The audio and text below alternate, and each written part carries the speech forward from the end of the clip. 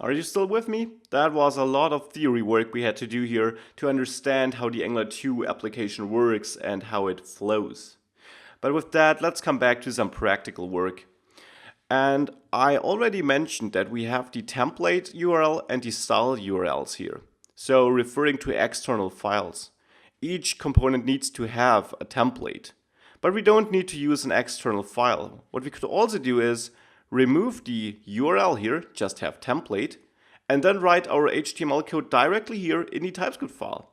Yes, this works, though we need to wrap it in a string. Now that can really be a pain since, well, a string is only one line, but we want to structure our HTML code probably.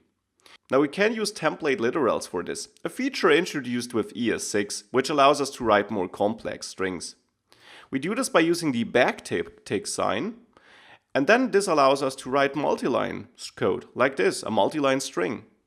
Now here, I could say inline template, so basically some HTML code.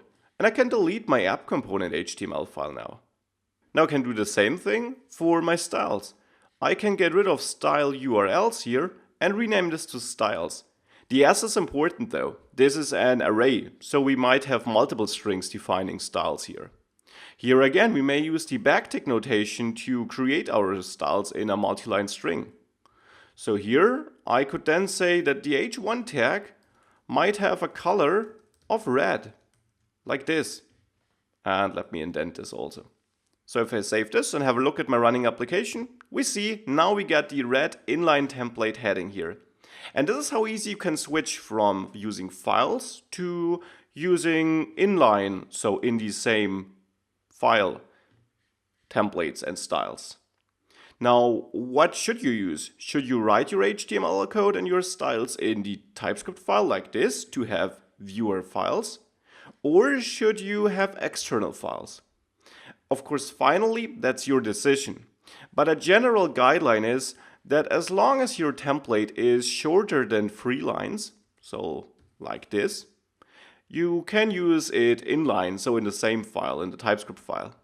As long as your template gets longer, or as soon as it gets longer, you might want to use an external file to keep your project better structured and keep your TypeScript file clean. Finally, that's up to you. It's no hard rule. It's just a good practice. The same is true for the styles. If you only have a style like this, well, you may keep it in the TypeScript code. If it gets longer, if it gets a really big style file, well, you might outsource it to keep this file cleaner. For now, I will keep both in here. I just wanted to share this with you.